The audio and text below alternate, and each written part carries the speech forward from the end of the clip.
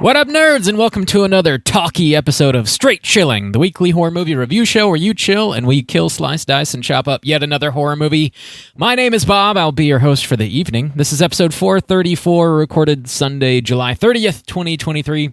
Tonight, we're talking about the latest and greatest from the Down Under, Talk to Me.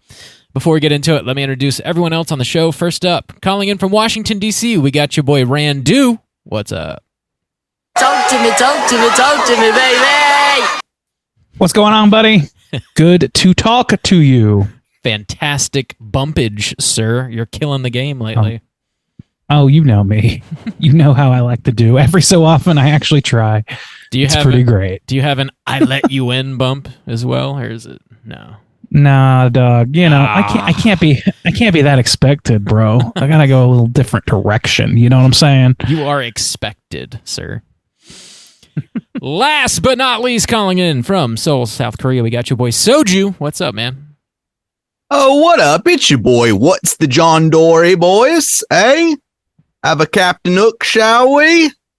What? It took me a minute to realize you weren't saying something about John Dorian from the television show Scrubs. Oh, yeah. A Captain Please, Hook? yeah. Decipher that for us Yanks. Nah. You'll just No, okay. What a fucking bogan. You got, just a few Australian slangs out there for me, mate. I bet he's drinking. Is that what they call them out there? Foster's. Slangs? Yeah, Slang. probably. I have some slangs for you, I gentlemen. have some slangs. Hello, children. I have some slangs for thee. Captain Hook. Hello, fellow children. Right. I am hip. Would you like to get possessed? Check out this backwards cat. Spicy. Yeah, that bump needs to stick around. It's pretty good. You can't beat it. Oh shit! Let's just listen to Randy play bumps for the next hour and laugh at them. Sounds call good it a to show. me. I'm not prepared for the big top, Bob. You know that. It's all Randu show. Big man on campus, Randy. I'm a morning zoo boy, strictly and professionally. All right. Don't touch that dial. You need to hear this. He's a morning zoo Randy. Oh, boys, before we get into the main event, let's tackle some housekeeping real quick. At the time of us recording this, there's still a day left to vote in the August poll, but it looks like Prometheus is going to take it. So we'll be talking about that very soon.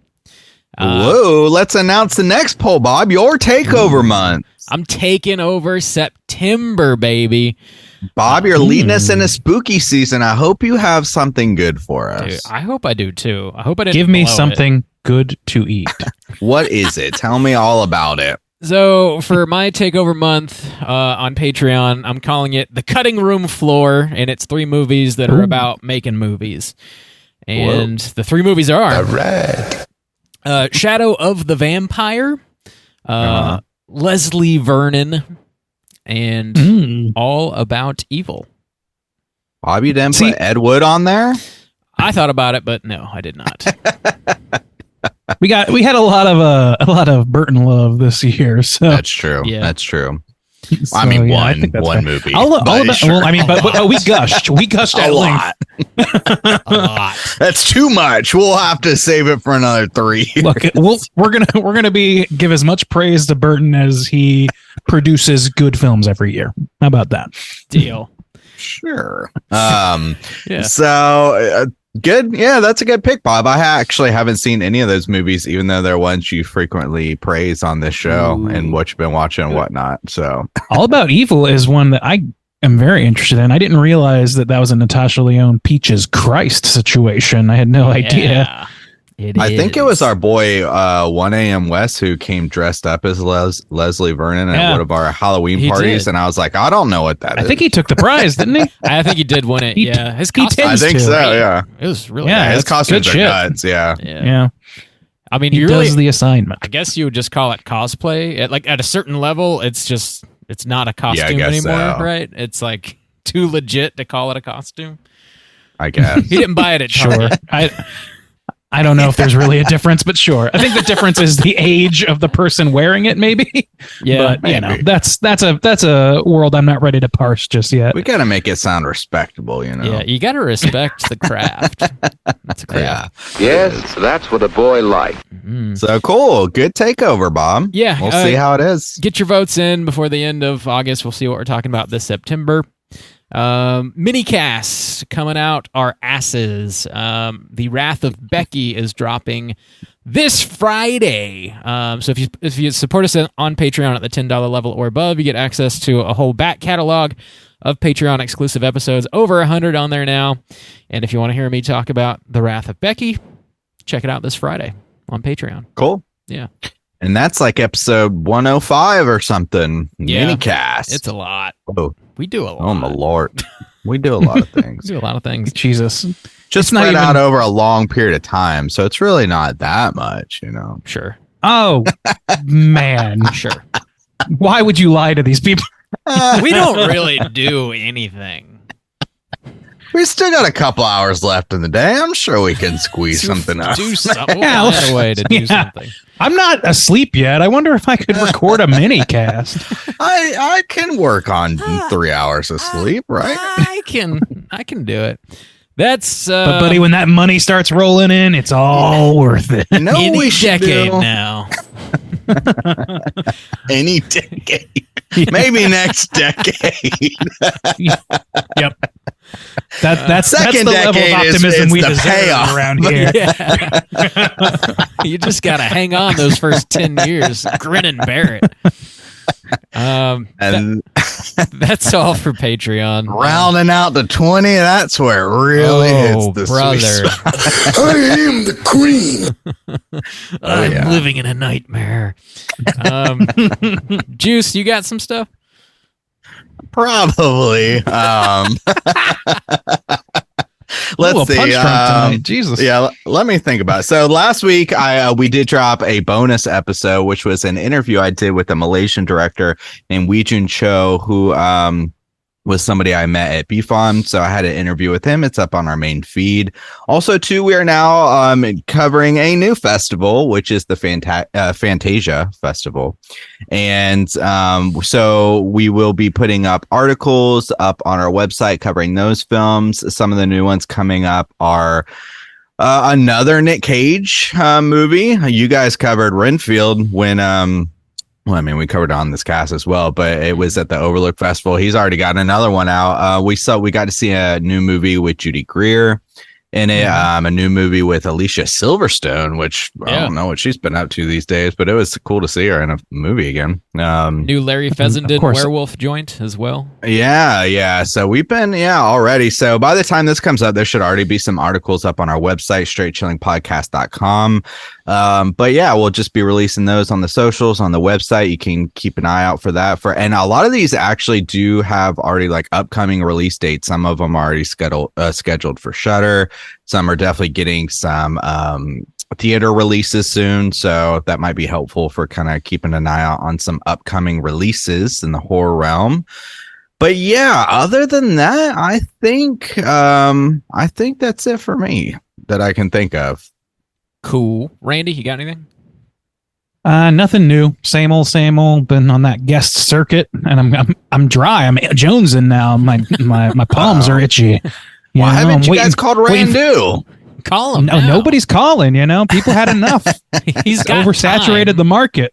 Call him. He's got he's so got much plenty time. of You have no time. idea. He's not. If I have time to do, He's really slow heading into spooky season out here. dude. Yeah, just give me anything to do. I will agree to it. But no, the only things I have are the same things from I mentioned last week. Plug It Up with Caitlin. That episode just dropped about whatever happened to Baby Jane, as well as a few weeks ago, Light and Shadow podcast with our good friend Nicole, talking about The Mist. So those are the recent ones. Other stuff a little bit further in the can now, but yeah, probably some more coming up. Who the fuck knows? Ooh, cool. Last thing I got, we're going to be dropping, well, at the time of this episode being released, we'll have just dropped another commentary over on Let's Get Physical Media for a movie called Heavyweights. Fuck yes. Oh, nice and horrific. Yeah, well, we talk about everything on Let's Get Physical Media. It's mostly horror, yeah, but we were trying to like round the summer out with a really like summer specific movie, and Heavyweights came up. And honestly, that movie is just a couple degrees out from a horror movie. It's pretty fucked up, honestly. Yeah, it is dark. The 90s. It's some degrees off, but it's also like a few degrees off from a standard raunch comedy. Sure. Apatow saw to that, of course, and man, I fucking love that movie so much. It's a good movie. I haven't seen it in a minute though. We used to watch it on the reg. I feel like at the old house. It's got one of the best schools out scenes I've ever seen in a film. Yeah, it's brilliant. Yeah. So check out Let's Get Physical Media anywhere you get your podcasts and listen to our commentary. I think our house is clean. Think so, huh?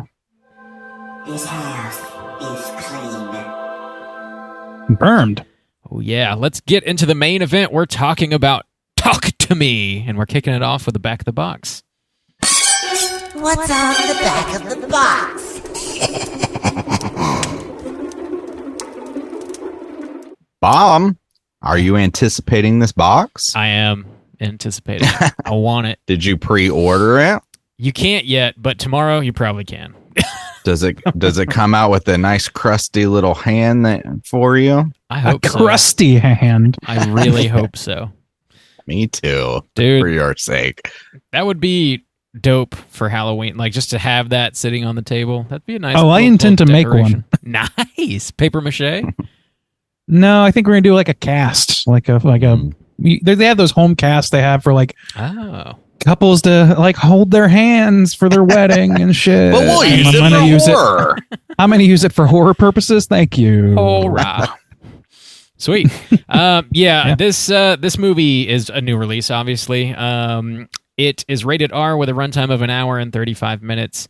It was directed by Danny and Michael Philippou. They are twin brothers from Australia. They also wrote this movie with one of their cohorts, Bill Hinsman. And it stars Ari McCarthy, Hamish Phillips, Kit Earhart Bruce. That's a hell of a last name. Hyphenated. A bunch of other folks. Plot synopsis brought to you by IMDb is as follows. When a group of friends discover how to conjure spirits using an embalmed hand, they become hooked on the new thrill until one of them goes too far and unleashes terrifying supernatural forces. Jill Bangs, would you recommend people check out Talk to Me? Randy, kick us off. I think this is definitely shaping up to be one of the tentpole horror features of the year. I think that this is definitely going to be one people talk about. Its hype train has shown no signs of stopping. So yeah, I think like, but even that aside, like it's pretty worth your time. I think it fits the A24 label very well. So you like those people who are very familiar with that style. I think you'll be happy with what you receive.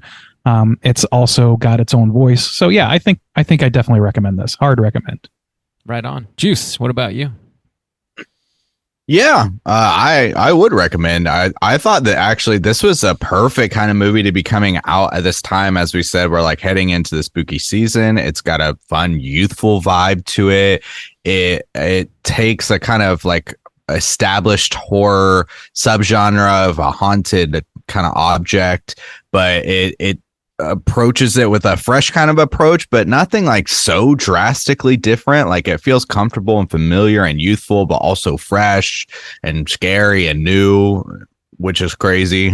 So yeah, I would recommend people go to the theater, watch this one. I think this is a great one to kind of kick spooky season off with, honestly. So was really excited to see this. Yeah. Bob, how about you? Would you recommend people check it out? Yeah, hard recommend for sure. Definitely one of the best horror movies of the year. I think if you're... Whoa, Bob, save it for the end of the year. Bonus episode. We got bonus episodes to do. If all you haven't seen Haunted Mansion yet, my dude. Come on. If this year shapes out to be where like this gets knocked off the top 10 list, that's a fucking solid back half of the year for sure. I'm so excited! Yes. I mean, we did get Renfield, so I mean... which I like quite a bit. I know you do. That was a dig. Oh, I am aware. I'm aware. Yeah, definitely recommend checking out Talk to Me. That's a solid recommend across the board from the Straight Chillin' crew. Also, this is their feature film debut. They came out. Yeah, those dudes swinging. are pretty young. I saw a little interview they were doing. I'm not familiar with the YouTubes, so but yeah, it was cool. It was cool to see them put something together, and I thought it was very successful. So good for them. Just a couple YouTubers who got to make a movie, got to make a banging ass movie. So yeah, we're gonna spoil the shit out of this, and here comes your warning.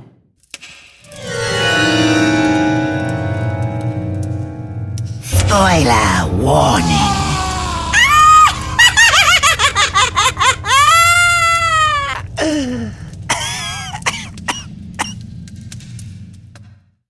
Bob, did you type up this plot synopsis all the way back from April? Were you writing it in the theater? No, I was not. Definitely not. A little scrap. Got his little headlamp on. I gotta write this down. I gotta do it. Well, this was so going back. You guys saw this at the Overlook Film Festival. That was in April, right? Wasn't that early April, something like that? People really saw it was wasn't this like a secret screener? Yeah. Mm-hmm. Yeah. Okay. Yeah, cool. So it was a y'all been sitting on this one for a while. Yeah, for quite a bit. We talked about it a little bit in our recap episode for sure. But yeah, it's been heavily awaited. Yeah. That's the festival life, huh? You gotta sit on those bangers. It's so Tough. hard. It's tough to Heavy ride as that the crown, right, boy? Yeah. You people don't know. You don't know what it's like to see things early and not be able to talk and about not be able to talk about them. Not be able to broadcast your about it. mouth. Ugh. Damn these I don't recommend embargoes. Damn them. We are so fucked. Well, Bob, did you write a fresh plot synopsis for it then? Yeah, I do have the plot. And here it goes. Movie opens up at a house party. We see Cole walking around trying to find his brother. He finally locates him, locked in a room. And Cole snaps and murders his brother with a knife just before committing suicide. We then cut to a 17-year-old Mia mourning the second anniversary of her mother's passing. She and her friend Jade, as well as Jade's younger brother Riley, go to a party thrown by their friends Haley and Joss. The kids at the party are playing with an embalmed hand. When you hold it and say, "Talk to me," you are greeted by a spirit. If you then say, "I let you in," your body will be inhabited by that spirit. After 90 seconds pass, they blow out a candle to remove the spirit and close the door to the other world. If you stay possessed for too long, the spirit might not want to leave. That's why they cap it at 90 seconds. Mia goes first, and she is possessed for slightly longer than the initial time limit. The group plays again the following night at Jade's house. Riley gives it a go, and he's possessed by Mia's mother, Rhea. She insists they let the possession go on longer than it should so she can speak with her mother. Riley begins bashing his face violently on the table, resulting in hospitalization. Mia is now haunted by visions of her mother. She uses the embalmed hand again to contact her mother, who says she did not commit suicide. Her death was an accident. And that she must help Riley because he is still possessed while at the hospital. Riley attacks Jade, and he commits further self-harm, which is really fucking brutal. Mia deduces they need to blow out the candle and close the door because they failed to do that earlier. That's probably why Riley's still possessed. They do that. It does not seem to work. Mia's father reads her mother's suicide note, proving that she did actually commit suicide. Her mother's ghost tells her her dad's just lying. Mia inadvertently stabs her father in the neck with some scissors. Rhea says Riley needs to die in order to be set free. However, as we find out in the movie, if you die while you're possessed, the spirits keep your soul forever. So she's just manipulating Mia. She does attempt to kill Riley, but she can't bring herself to do it. Jade finds Max bleeding out at Mia's house. When she returns to the hospital, she finds Mia leaving with Riley in a wheelchair. Spirits try to convince Mia to push Riley into oncoming traffic, but she jumps herself. And it appears that she's injured, but gets up and walks away. Back at the hospital, she attempts to reach out to Riley, only to find she is on the other side of another embalmed hand at a house party, meaning she herself has died, and she is now a spirit. Roll credits. This is your brain on drugs. Yes. So yeah, this is a pretty good movie that is very much an anti-drug PSA at its core.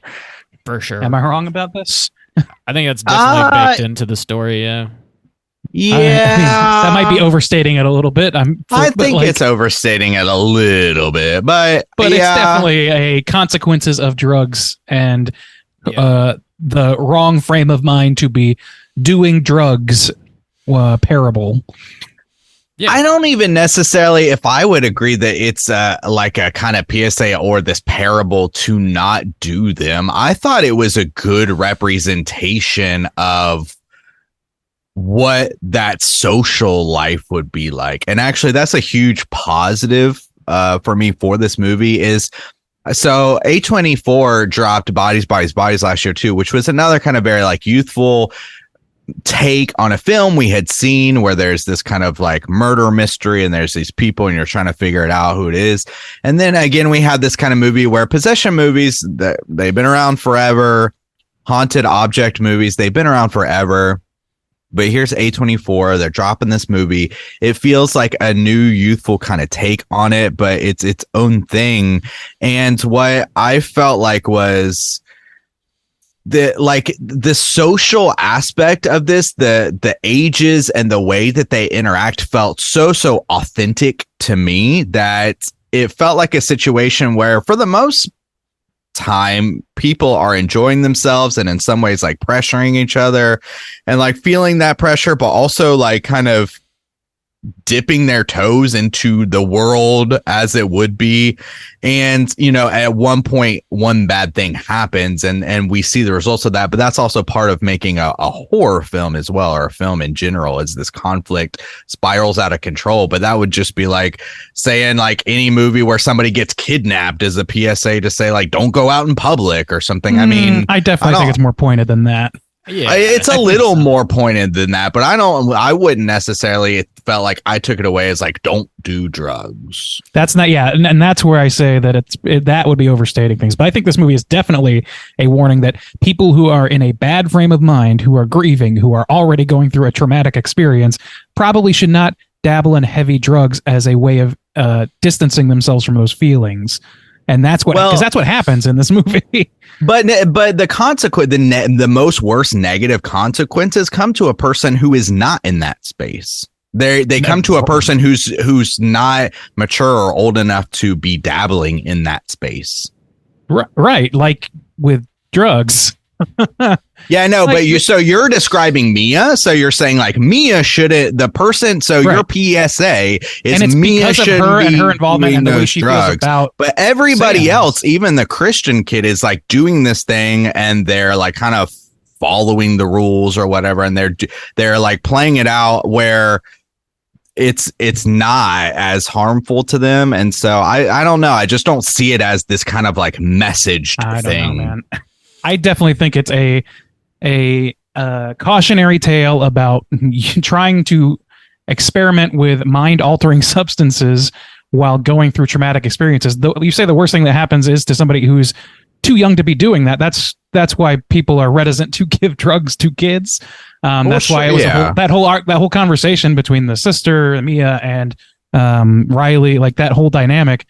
You could see that being played out with any number of drugs, and then that is all a result, again, of Mia being pretty reckless because of the thing that she's going through, which is her mother's maybe suicide at that moment. Is a maybe. I don't know. To me, it's pretty on the nose, but not in a negative way. I don't say that as a negative. I think it's really like strongly done. I think it's like every beat of that story could be rewritten as drugs for the most part, and getting strung out, getting tweaked, getting not being able to trust yourself, finding your family, like at the beginning of this opening scene is a family member finding their brother at a party and tweaking in in somebody's bedroom and then freaking out and stabbing people because they don't know what's real anymore. They've disconnected so much from their own reality due to whatever's going on in theirs that they become violent and a liability to other people. I mean, she almost kills somebody she loves, Mia, because of this thing, and that's like, and it's like in the same way, like where you could take a movie like Scream and say like the closest people to you betray you, so that's a PSA against saying like you shouldn't have friends. This is I wouldn't say that.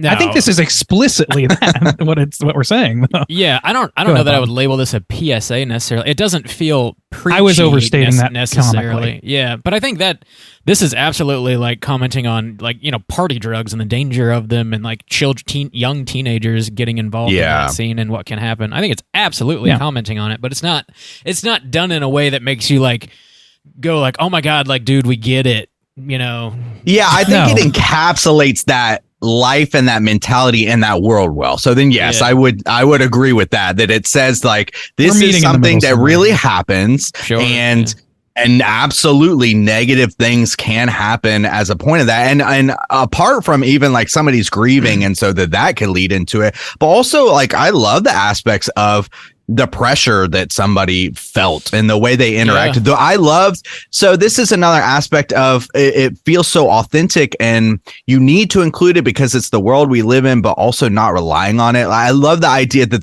they all just bust out their phones. They want to film this, and that's a way for it to spread. Oh my God, I was watching somebody else do it. I want to go to this party. I want to experience that. But this movie does a good job of balancing those aspects of like, yes, that's what life is like, that's what the real world is, but not playing, but also like servicing their film narrative. We're making a film, we're making a movie. So I thought they did a really good balance on those things. No, I don't get me wrong. When I say it's a PSA, I'm largely being glib. I do think that it is talking about those things. I think that's a central conceit to the movie, and that's like a central metaphor to the movie. But I don't think that it's like, I don't think it's sacrificing anything to tell that story. I think it's doing a good job of naturally doing that, which is what makes it effective as a PSA in I don't know, in an overstated way.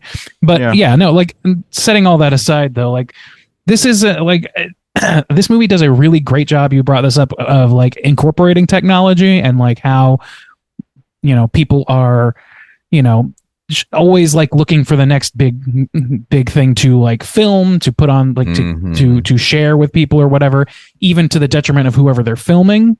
And to the, there's a draw to participating in this sort of thing because you get filmed and your face gets on. Like I think that's part of what pulls Riley into it. That's why he's so interested. This is the same kid who earlier in the film rejects a cigarette because he, clearly he's not too into it. And then his best friend or whatever calls him a pussy or something. And so the next chance he gets to do something even bigger to prove his weight, prove his mettle, and to put his face out there as being the guy not too like, I don't know, courageous enough to do this even at his young age, he jumps at it. He's desperate to do it. So I don't know. I think there's a lot to be said about how this, and also like the way technology is used in general, like just the way that, for example, like him watching TV to go to bed and because he's scared and things like that. Like there's little things like that just feel so true and honest that it had to have come from a younger mind. I don't think that, some of our old Vanguard directors are going to understand technology in the way that, these younger YouTubers have. I think they might be 30. They're not like super young, but they definitely, I've been listening to like interviews with them and stuff. And they did mention like after they got the script set, they found actors that felt very close like to the characters they were going to be portraying.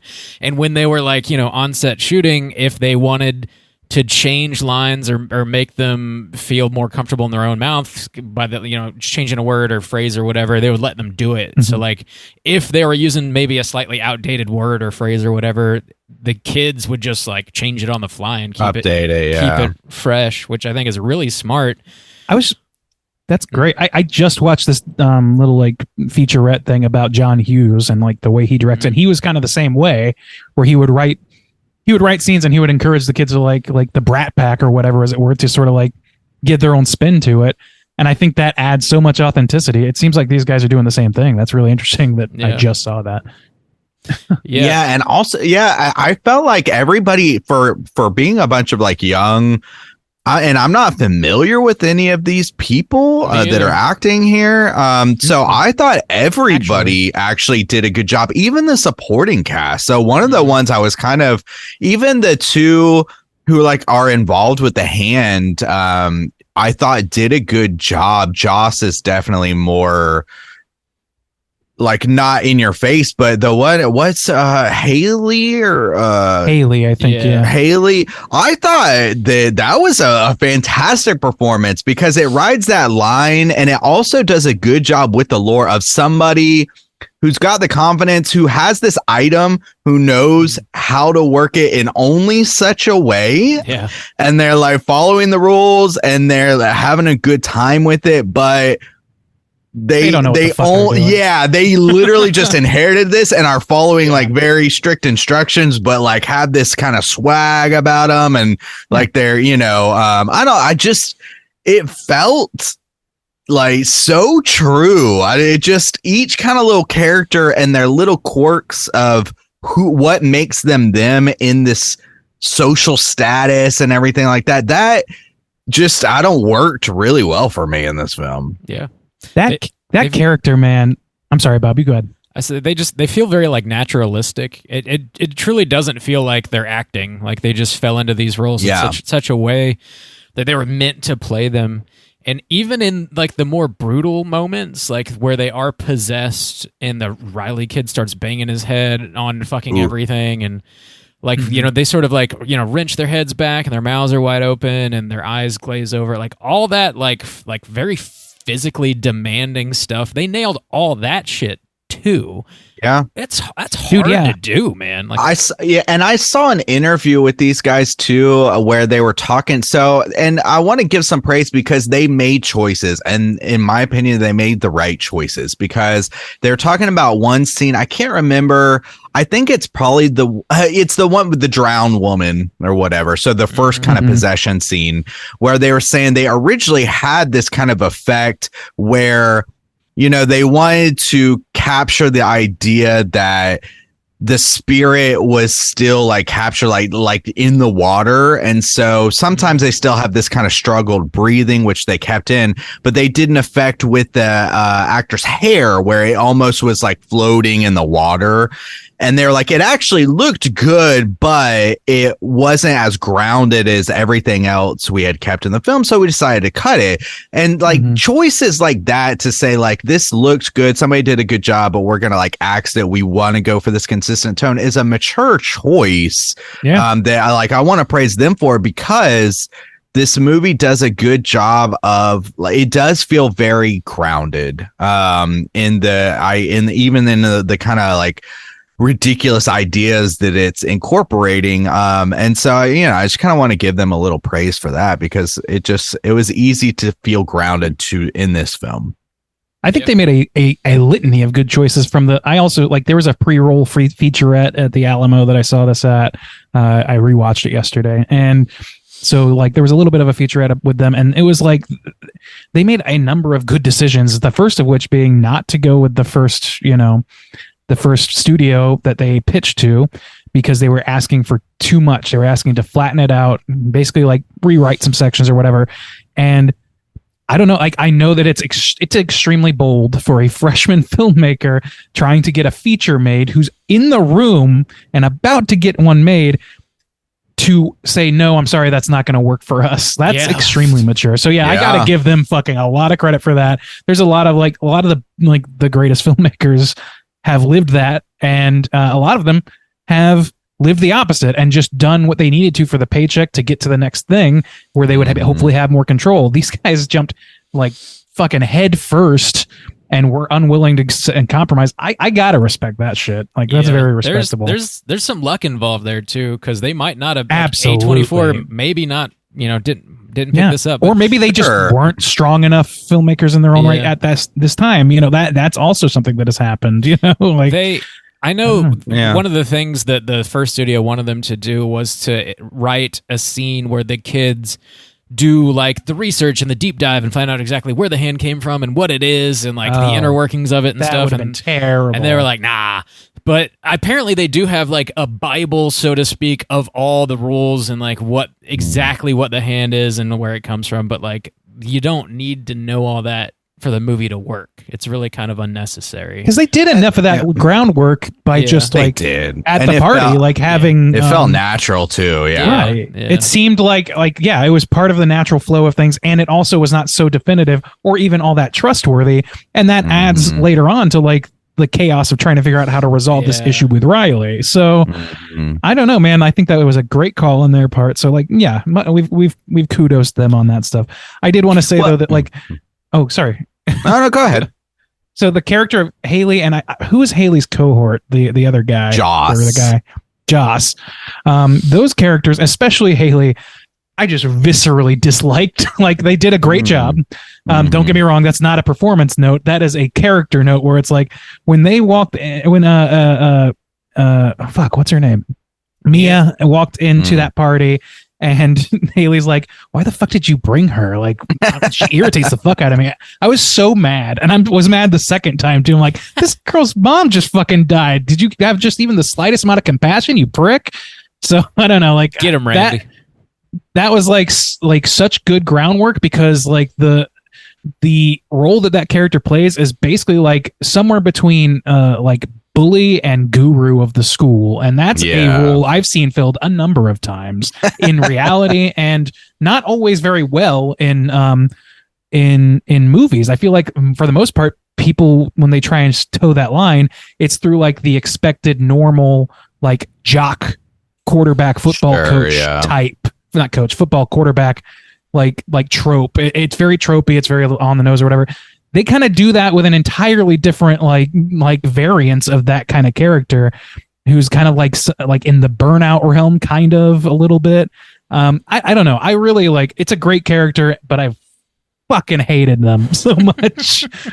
I thought they were but they were the perfect delivery system, as we were saying, for the idea of the hand. Again, where I was saying it felt so natural where, you know, Joss is like, I just got this from a dude at a party, and maybe he had gone to a similar type of party, so he just knew those rules, and they're literally just copying it. And I love their discussion of like, oh, I heard it was a psychic's hand, or, you know, and those kind of thing where they're going back and forth. That's perfect. That is the perfect experience. And then for later when they had to go talk to Cole on the bus, the kid who got stabbed at the beginning, by his brother, like that, he turns around and says, "Are you about done fucking up other people's lives?" To Joss, I think, and like Joss's face, man, is like that's the moment I want them to have, because this is like, it's clear that things have spun out of control, and it's clear that is the story that happened before Josh grabbed this from whoever, from Cole, and like.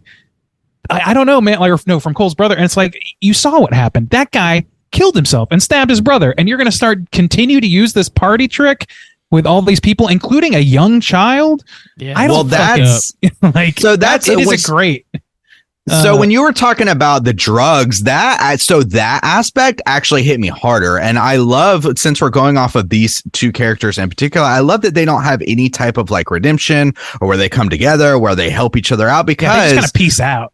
What felt more kind of like pointed, in my opinion, was that kind of trend of I feel like every other week I see someone dies doing this latest TikTok challenge or doing that, and I'm like, what the fuck are these? Why are these fucking?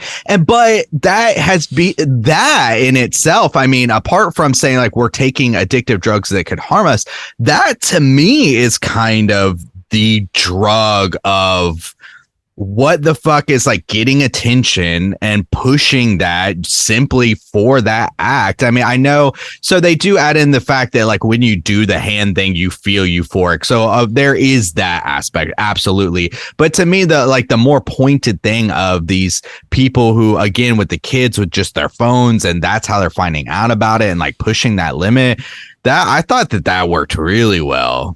Little kids doing drugs, it turns my stomach.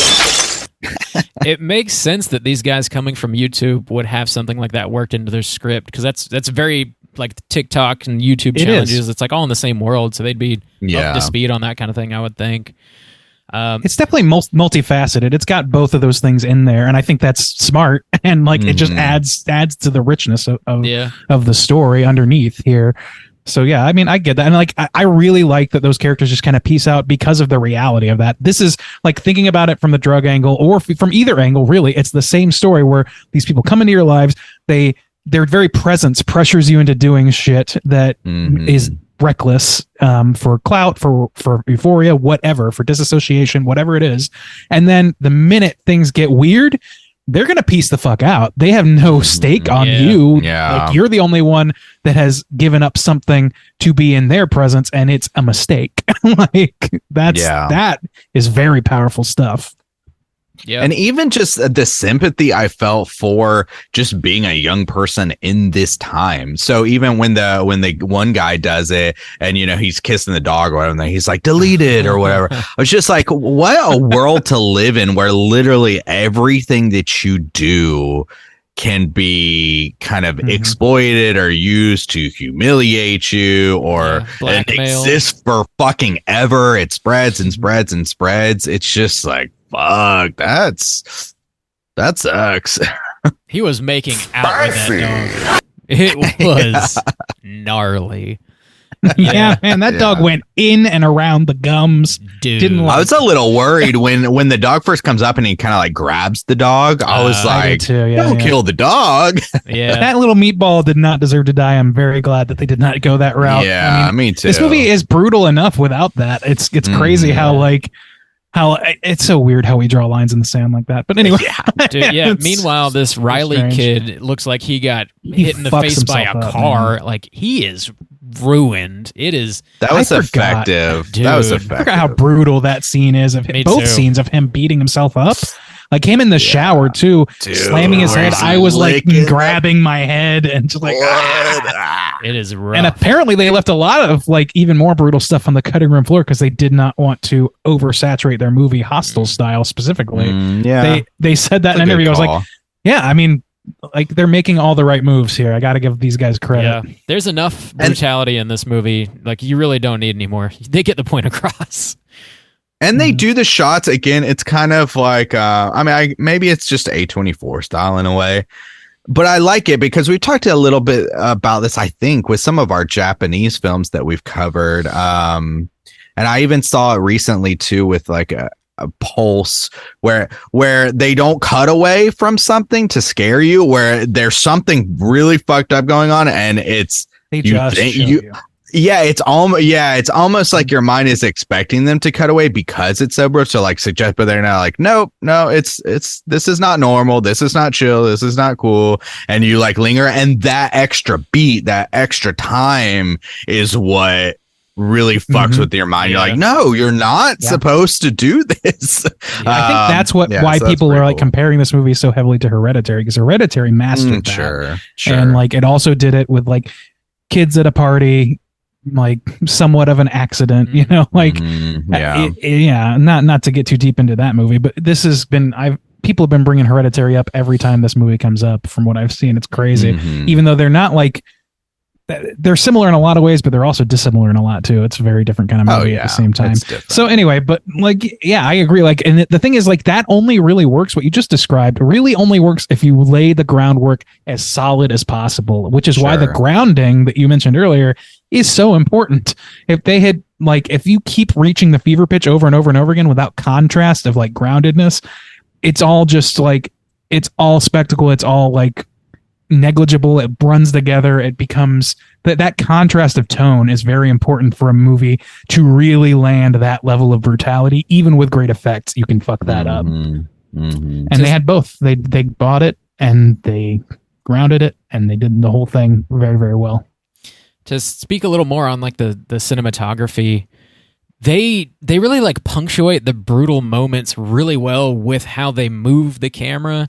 And they do have like in between like the slams on the table, the camera like's going up and down with his head, and it like cuts in a way that like really jerks you around as an audience member, and you you feel the impacts of like each individual blow. It works so well. I don't know. I don't know if they've worked with this cinematographer before, or if he's like done any of their YouTube stuff. But like, I don't think it's really I think effective. so. I think. Like I said, that's consistent throughout the film. The camera work in this film is great, and in a time where like you have this obligatory like upside down robe shot that fucking spins around, and so I'm was tired so of cool that. 5 or 6 years ago, and now goddamn everything. But the way that they shift the camera with the possessions, as we said, when their head tilts back, they do. Yeah, the movement adds a lot of dynamics too, and even some suggestive shots of possessions where the person who's talking or the person who's kind of in focus is not necessarily centered, which leaves this kind of like empty space for ghosts that aren't actually there, but it like suggests that they are. I don't know. Yeah. I thought that was pretty cool. They just do it. There's a lot of great camera work in this film. There is a lot, and it's little things like that. And like the one thing that I like that stuck with me was, and this is such a small thing and it's extremely simple, and I don't know why it's not done more frequently, but there's this scene after the first party where they did all this and where Mia had done all this stuff and was staying with the family, whatever the family's name is, Riley's family. And she's just sort of like looking out the window as it rains, and the like shot is lit through the window so that you see like the water drippage sort of across her face and across the wall. It's a very simple thing that adds so much visual interest and kinetic energy to something that is a still shot otherwise. Yeah, it's really smart shit. And I think it's pretty common for people to try and like get that sort of thing going in their movie. I mean, I don't think that it's like necessarily groundbreaking, but it's extremely effective and consistently so. They continue to sort of like do like little tiny inventive things to keep a shot from being too stagnant or being too shot, reverse shot, or anything like that. They keep finding ways to sort of elevate that. And I really respected that shit. Like it's very simple little tricks that I think, honestly, like it, finding out that these guys were YouTubers and were making YouTube films and all that stuff for a long time, it really kind of makes a lot of sense to me the more I think about it, because I think it's kind of like Sam Raimi shit. Like I feel like if Sam Raimi came up in this time, he and Bruce and fucking Ted and all these other guys, they would have a YouTube channel and would be trying out their chops, trying out their special effects chops, just the way these guys apparently came up doing. And it shows. They know how to make something that's otherwise, still and uninteresting, like bring something fresh out of it, and they know pacing really fucking well. Yeah. So I got to give them credit on that. Well, so we've been giving this a lot of praise, and I think it deserves it, but I think it's worth talking about some potential negatives. Since you just brought up pacing, I don't necessarily have a huge problem with it. I saw this less than 12 hours ago, so a lot of this is me still kind of like processing some things, but so you have these big moments, and I thought, in my opinion, the first half flows better than the second half, because once shit goes down, there feels like there's more lull in stuff. So you do get another moment where the kid bangs his head against the wall, and the moment where you see him in hell or whatever, the kind of spirit world.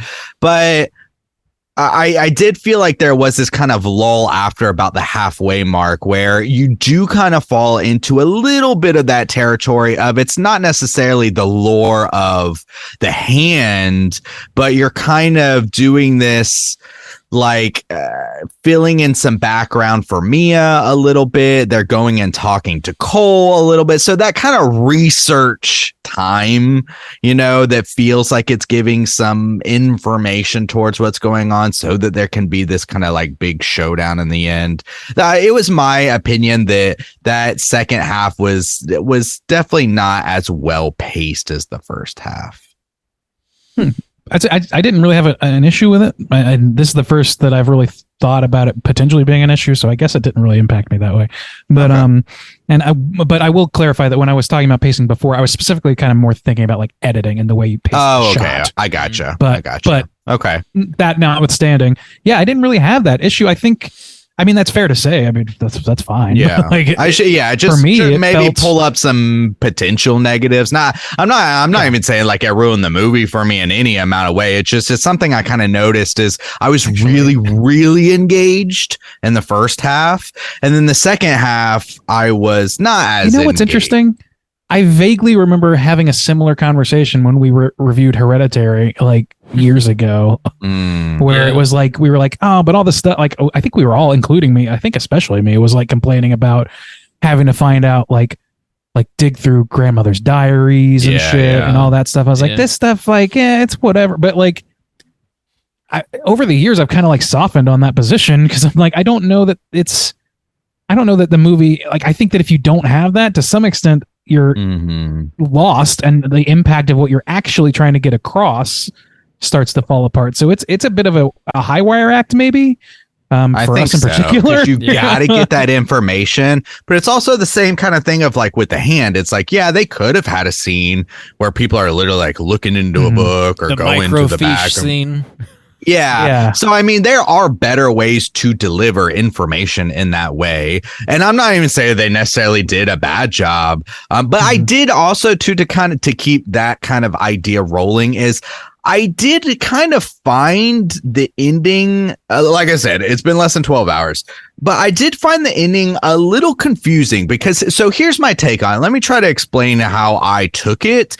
Is the ghost was not her mother, or if it was her mother, she has been at least like taken into this realm where her needs as a ghost, or what she craves or wants as a ghost, is taken over who she was as an actual mother. Okay. So whether she's the mother or not, whatever, but there's some lying going on. There's some nefarious purposes. What I can't understand there, or what really doesn't make sense to me, is we see the ghost have the spirit of the boy. And I know they do drop the line that says if the ghosts are in possession of the boy, eventually the connection will let go because they can't stay as strong. But it didn't really make sense to me for their solution. Their manipulation plan is you kill the boy, because in my mind, you know, it's almost like they talk about him being the youngest, and that's what the ghosts are gravitating towards too. We have that scene where they're like, oh, they like you, and he's the youngest kid or whatever. And it makes it seem like the ghosts are kind of like looking at him or wanting to get his body. So why would they want the body dead? Like, it makes it seem like if the body's gone and what they crave is life, or crave to be in possession of a body that's alive, why would they want it to be killed?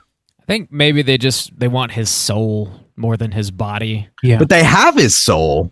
Yeah, I don't think they do. I think that's all away. They falsified. If the kid doesn't die, they'll eventually lose him, because, like you said, they get weaker the longer they're in the body. So I guess that he would slip away if he doesn't end up actually dying. Okay. It was just weird to make it seem like if you crave life, why would you want that life to be extinguished? Well, that makes sense. I don't know that, like, and also, like, I don't know if that's entirely true. Like the machinations, the reasonings of the ghost, I think vary from ghost to ghost, shall we say. But I think that, like, they want that what we see at the end, the very, very end, is Mia in a fucking empty void until somebody comes along with the hand where she can, like, experience anything. So to some extent, I feel like maybe that's what's enticing to the ghost, is just being able to interact with anything at all.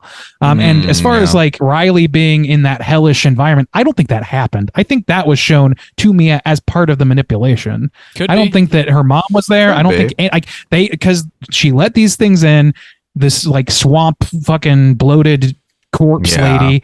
She learned what she needed to know about her relationship with his family, her relationship with her mom and her mom's situation. And like, we saw that this ghost lies to her. We saw that point blank because it imitated her father and coerced her into killing her father. So like, I think that it's just trying to wreak havoc. It's having a good time. It's a sadistic, evil ghost. I think that's all it is. I think Mia at the end of the movie finds herself in a place I like to call the further, which is interesting. The fervor? I like to call it the coin fervor. That? I did just now. Copyright. Hit me up, Philippou twins. So since I touched on some negatives, I didn't want to just be, all positive all the time. But no, you're right. Another thing I want to praise, when this movie was playing, what I was thinking of was we talked about earlier, sometimes I can be really critical, and so I should give the positives when the positives come along. Is I was thinking of Boogeyman, where I felt like I was like particularly harsh on Boogeyman because we were saying, oh, it's a movie called Boogeyman, like what are you gonna do? And it's this thing, but then here along comes this movie, and I'm just like, this is what you can do. Where these first time filmmakers come along, they take a premise, it's not fucking new. I mean, if you sat down and read this paper, it's a haunted object where you become possessed. How many possessed movies do we have? How many movies? I mean, another big thing about this movie is another A24. I know people rag on it, but another movie where it's like the horror is grief or, trauma or, that again. And yet this movie is filled with great choices in the realms of narrative beats, of what they show as far as the horror goes, the choices to use a lot of practical effects and like sparse CGI and like kind of mixing those things together. And so throughout my whole watch of this movie, all that kept popping up was fucking Boogeyman, and how I was so happy it wasn't this fucking, that this movie wasn't doing those choices. Wasn't hitting that. Yeah. And so, man, I really, because this kind of another thing it reminded me of too, which we're now 12-ish years removed, was It Follows, where It Follows came along, and that wasn't, I mean, it had a fresh spin, but it was a youthful kind of movie where you're taking this idea where we've seen stalking before, something stalking you, and it just blew people's nuts away. And like this time I was just like, yeah, this is just, fuck, these guys are killing it. I was just so pleased with the there's something filmmaking magical process about restraint. Like restraint is key to the success of this movie. And I think that's what was lacking in, well, one of the things that was lacking in Boogeyman was the restraint to not show too much, to not linger on shots too often. And that's the thing, is like, if you had one lingering shot of like the thing in Boogeyman, it would have not seemed so hollow as it does when you see that same lingering shot 12 times. So like that, when we talked about the lingering shot of Riley like beating himself up on a couple of scenes, it happened like twice where that happened. And so like just to really drive that point into you, and it's surrounded by pretty grounded shit. So like, I don't know, man, I think that's where that's where the elevation difference is. And as far as like negatives and positives, like, not to get too much down the pike here, but like I'm glad you brought some negatives to the table, because I don't know that I have a ton. Like, I was thinking about it really hard, and I don't know, except for like X factor things, like how I just feel about it. I can't really rationalize a whole lot of like negatives here. I struggle Bob, to find negatives as well. I think this movie's really extremely successful in just about every way. The performances are great.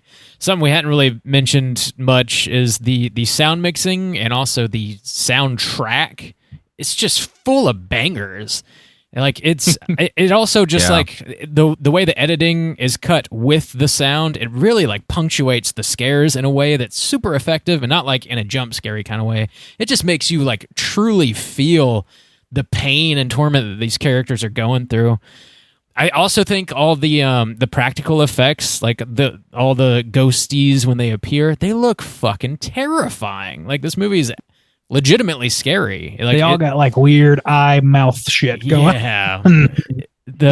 Now they do look good, and so I really am just trying to be balanced, I guess, because I think it's worth noting some things where you guys are like, I don't know what any negatives, because the thing about this movie too is it's coming off with a lot of hype, and anytime that happens, when I'm watching, I was like, okay, yeah, I see where the hype's coming from. But also at the same time, too, there's this little lingering of like, is it really that good? And so you're almost, I was kind of like looking for things like, okay. So one thing I would say is that the first ghost, so technically the first ghost we see is that old man, I think. But really the first ghost you get a good look at is the drowned woman. And that is, again, another smart choice, I think, because there's a lot more fucked upness to visualize, and you can play with the sound a lot more where it sounds like she's gasping for air. You can make this kind of sound aspect where like you're in the water, but no ghost to me ever had that much distinctness or variation.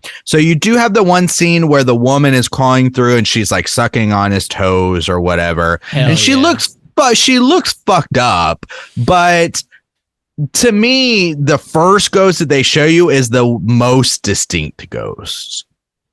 Yeah, I don't think there's as much variation going on. I don't think there's another one besides the mom and like the false dad.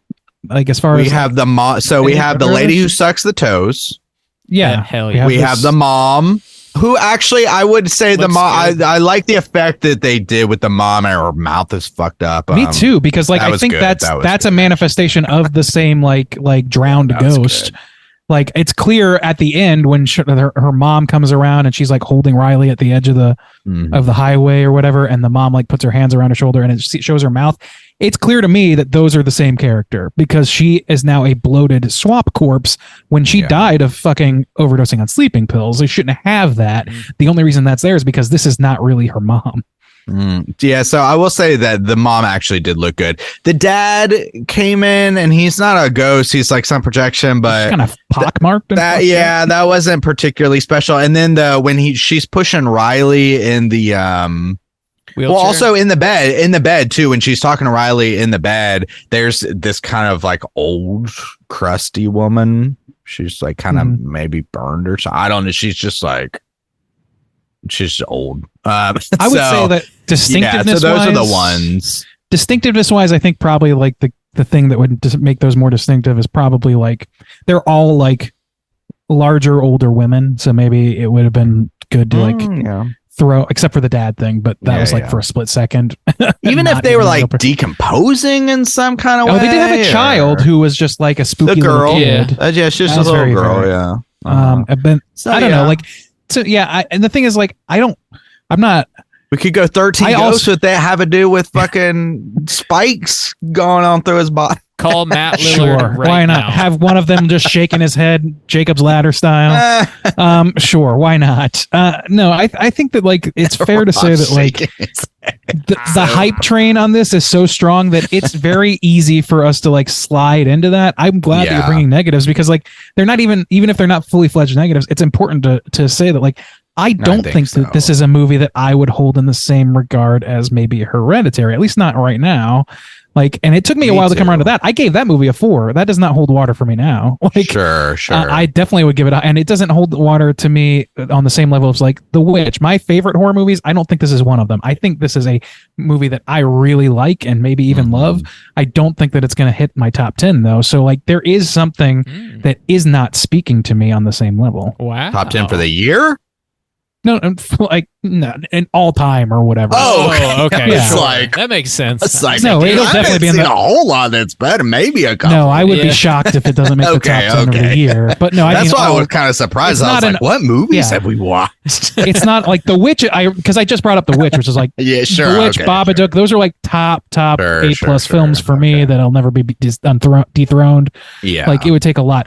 It's not of that caliber. It's not quite of Get Out caliber to me, but it is coming pretty damn close. Sure. So the hype, I don't want to overhype, but I do want to give it proper respect.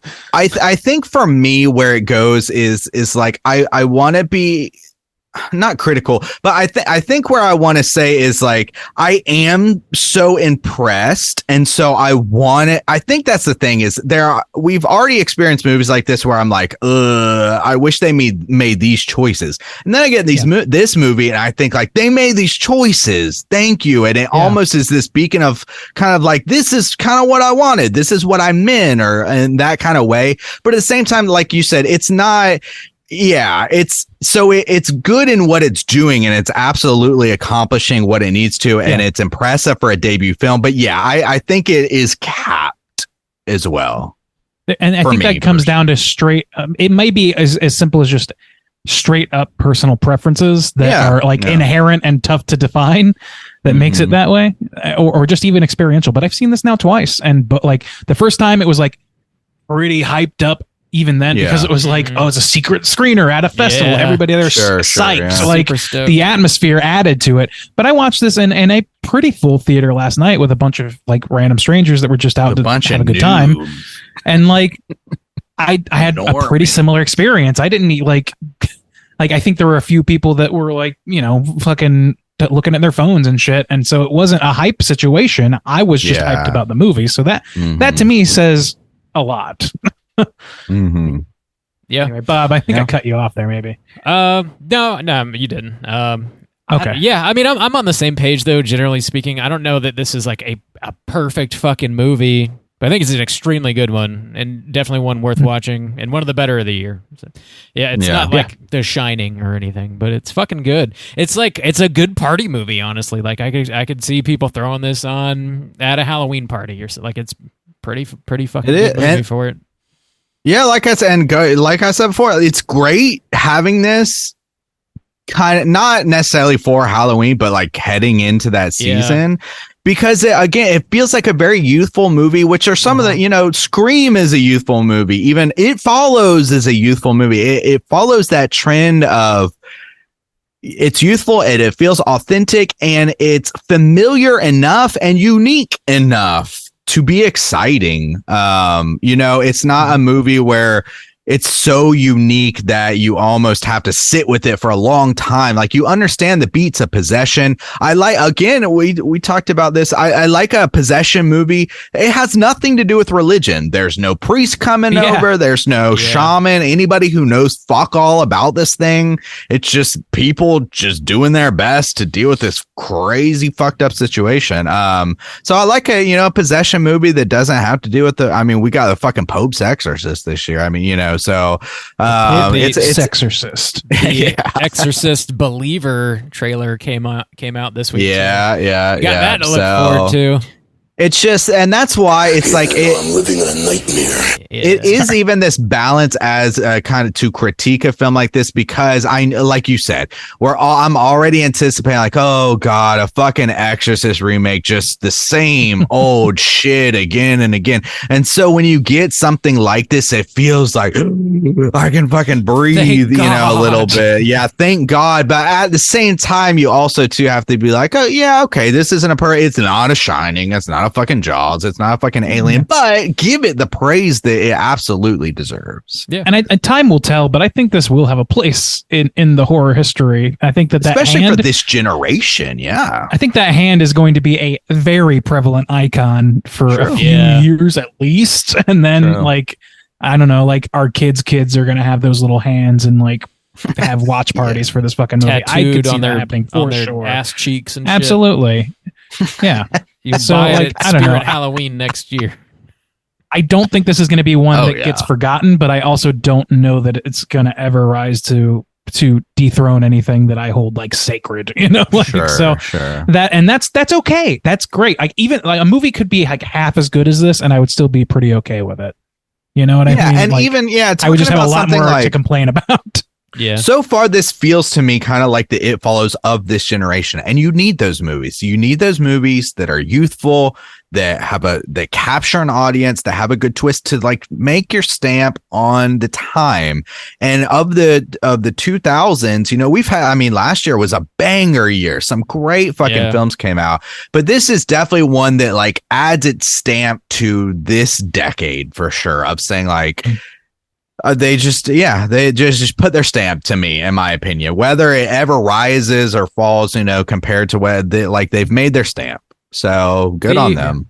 They made A24 is, I guess, the only company that's allowed to keep making movies currently, because they agreed to all of the requests by the writers and actors that are striking in Hollywood.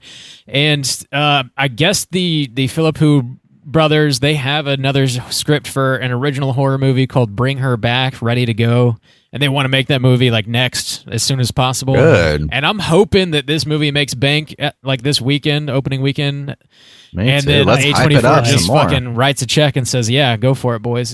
Here's hoping. For being so hot on the heels of Barbenheimer, like this movie was pretty full when I went. So I think it's a good sign. I think it's going to do well. That is a good sign. Yeah, because it's got and for huge several days competition. too. Can you imagine being a first-time filmmakers and having this kind of, horror insane. film compete in any way with fucking Barbie and Christopher fucking Nolan? Like, Jesus Christ. Yeah, that would feel pretty fucking good. Yeah, Chris good on them, IMAX man. Dick Nolan. Dick IMAX Nolan. Oh my God. Oh my God. Oh my God. Ooh. Oh, IMAX. Please. Yeah. I don't know. I think we kind of touched on everything. We kind of need to land We the more or plane. less reviewed it, but let's do that. Yeah. Yeah. Yeah, let's kick it off. Randy, how do you feel about Talk to Me out of 5? Oh wow, I'm going first again. Ooh. Anytime I hear this title, though, I always want to go, talk to me, boy. Literally every time I heard this, literally every time I hear this, I think of this. Talk to me, baby. Every fucking time. Right back and get some more coffee, but right. continue. Okay. Damn. The disrespect. Justin said, "Fuck you, I'm out of here." Yeah, my review is pretty much what I've already touched on for the most part. Like, I don't have a major list of complaints here. I don't even really have much of a minor list of complaints. Having seen it twice now, I'm not really sure that, like, even the stuff that Justin brought up, I was not super impacted by in a negative way. Mm-hmm. I feel like it's very tightly controlled story, and I think it's like on the right scale. I think it's acted beautifully. I think the cinematography we touched on a lot. The audio, this movie feels fresh using old ideas, and that is the ideal for basically any movie. Like, you want it to, you can only work out of you can't work out of a void. So you're building on the shoulders of giants, no matter what you're doing, even with just the technology or the format. So for you to come along and make this feel like a fresh tale is pretty fucking impressive. And for it being a freshman film, man, you would not be able to guess that. And I don't know that somebody who wasn't as successful on YouTube would have gotten the same opportunity to make this film in the way that they made it, or with the budget they had, or any of that sort of thing. I think that, their existing notoriety helped them quite a lot. But damn it, if they didn't they didn't squander a moment of that. Like, they used it to its hilt. I would be very I'm excited to see if they can continue on this level. That would be very, very surprising to me. I feel like there's I don't know, there's only a few directors of all time that can just hit them out of the park every goddamn time. Even some of our most beloved filmmakers on this podcast have a clunker here or there, or one that's just not quite up to the same level. So I'm excited to see where they're going with that. But for this movie, I just don't have a long list of complaints. And I think that it's going to have its place in horror history. I think it's going to have its place in the community dialogue about horror movies, more so than most movies that I've seen this year. So for all that, I kind of give it a 4.5. I'm giving a little bit of room for legacy growth. Much like Hereditary I gave a 4. I would put that up at a 4.75 or 5 even, almost at this point. Yes. And I think that there's room to grow, just to sort of see how I feel about it, 5 years down the line. 4.5. Right on. Juice, what about you? Yeah, I really like this film. And as Randy mentioned, it is kind of easy to see, or it's exciting to see too, when a movie comes out and you feel like you're seeing history in a way, because I do think this is going to carry on. I do think that this has made its place in horror for this generation, for this decade, and that's exciting. And it's fun to experience for fresh. But in that way too, I look back and think about things like in a kind of way, it feels like maybe Insidious of its time, where at the time Insidious was a banger, and I still do enjoy Insidious, but as you remove yourself from time, you look at it a little bit more objectively, where you're not so caught up in the hype of it all, and it's like, okay, yeah, I can see maybe more problems with it, or the way it's aged, or whatever. And so in that way, I feel like this movie kind of feels like that for me, and so I don't know why I'm struggling so much to rate this film. Maybe because it feels like it is going to have like a place. And so, it's like, should we have given a 5-star to Stranger Things season 1? Kind of those things when you go back and look at them. But some more positives that we didn't even really get to mention for this. Again, I did mention this felt like a very youthful film, but one aspect that I like that you don't see that much. Well, two things. I like the dynamic with Riley and the family. It kind of made me think about like going over to Bob's house and like, and the way Miss Knopf is kind of like sassing, like the mom in this movie is kind of like sassing the kids. You sneaking out like she doesn't really care, but she does care because she cares about you. But I don't know. It was a good dynamic, and her relationship with the family and her relationship with Riley. I love that scene where she picks him up from skating or whatever, and they're like singing in the car, and then that aspect where he goes to like, he's scared and he's still really young, but he's growing up. He goes to still sleep with his sister. His sister like, fuck that. But then he just, he has this kind of relationship with Mia, where it's part sisterly, but you're not my sister, and I probably am attracted to you in a way, and like you're like slightly reciprocating that in a small kind of way. I like that dynamic because it added to the motivation of him wanting to like impress and be seen as more grown up and then, whatever, more mature. So I like those beats as well. I thought each character represented their character really well and was fleshed out well within themselves. Like I said, if I was going to nitpick and bring up some negatives, maybe some more ghost variation, because I thought the drowned ghost was so good looking and the most distinct that maybe, we should have got a little bit more like that. The brutality is on point, but not oversaturated. Even the point where the kid has bashed his face in, there's good moments where he's just fucked up in the hospital. He's not doing anything, but he's just there in the background. You're like, Jesus Christ. Like that makeup just looks really good. His fucking eye and shit. Disgusting. Him licking up the blood. Jesus Christ. But yeah, and for me too, there was like a little lull in the second half that I found the ending kind of like a little confusing, except I will say another banger choice and idea was the end where she reaches for the hand or whatever. Yeah. Fantastic. So great, yeah. Like how satisfying was that Very ending? Circular. Yeah. Yeah. And to know that the hand is moving on in this different culture and this new group of people and they're doing, man, like, they made a lot of good choices. So I'm kind of like teetering and I feel kind of weird, but also like, I don't know why I'm giving it like so much weight, but I think I will also give it a 4.5. I would say feel like, in my opinion, it's maybe more likely to fall over time, closer to a 4. But for now, I'm going to ride that hype train and I'll say this is a great one for the year. And a lot of positives, and I'm excited for A24 to give these dudes some more money and other people more money to keep like Warner Brothers apparently, and just no kidding. A24 make all the movies. That's fine with me, I guess. So yeah, 4.5. This baller, Bob. Hey, out of 5. Yeah. Quick thing is how many fucking movies are we going to see that have a wounded kangaroo? And what else was it? We saw one this year already, didn't we? We reviewed, didn't we? I feel like we did. Maybe I'm misremembering, but I know that I've seen that. The only one I can think of, so we have gotten a few films from Australia, is that movie Godless that we saw at, was that Overlook? Yeah, that was an Overlook film. Maybe it's that, but like we've seen a lot of Aussie films. It's in one of them. I'm pretty sure that this is not the only one that has that, and also. These are just two things I forgot to mention in my review because I wanted to bring them up. What's her name?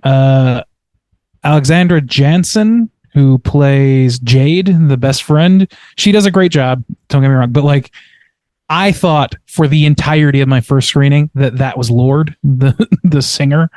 I was convinced. Doesn't it look like her? Like, I don't know. It looks like my memory of her anyways. So I was convinced. I was like, wow. What a pull. That's great. Like, I was very excited for Lorde to be making the jump to cinema. Anyway, that's all. Before we I let say. Bob talk, one more shout out for Australia. Killing it. We've seen a lot of good Australian films this year. Surprise. Yeah. Yeah. They keep churning them out. For sure. Doing a good job. All right, Bob, out of 5. Yeah. Oh, but wait, I have one more thing I need to say. Oh, yeah, go for Bob. it. Yeah. Oh, wait, let me interrupt your interruption real quick. Whoa. All right, Bob, out of 5. I'm on the same page with you guys. I think this movie, it's hard to like make a possession movie that feels fresh or exciting, and they managed to do it in a way that's like it just like reminds you why we love this genre so much. It can be as exciting as this movie is, and it does have a very like youthful, energetic vibe to it. It's fun to see like a new original voice making, a debut feature and just knocking it out of the park. Like you can't wait to see what these guys have up their sleeves. Like, they're going to keep making movies. Like, what are they going to do? It's exciting. And it seems like they're very, not exclusively like horror hounds, but like very much into horror. So I'm sure they're going to make some more horror movies over the years. And hopefully, they fucking rule as much as this one does.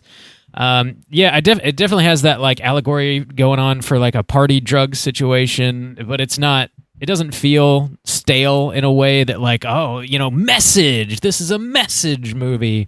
They're not like, it doesn't feel like they're beating watching you. It doesn't feel like they're beating you over the head with the message. I think it's written really, really well, very tight. There's not a lot of fluff in this movie. It gets straight to the point. The acting is incredible. Everybody in this movie, and I don't recognize a single one of them. They all kill it. The soundtrack is full of just fucking bangers. The brutality is there. I think the ghosties are very effective. I'm really just repeating everything that we've already said for the last hour. It's great. It doesn't feel like a perfect movie for whatever reason. I don't know that I can really articulate that. But yeah, I'm going to give it a 4.5 out of 5 as well. So that's going to make our aggregate a 4.5. Let's jump into our Rotten Tomatoes segment and see what the critics and users think about Talk to Me, Baby. Certified fresh to death.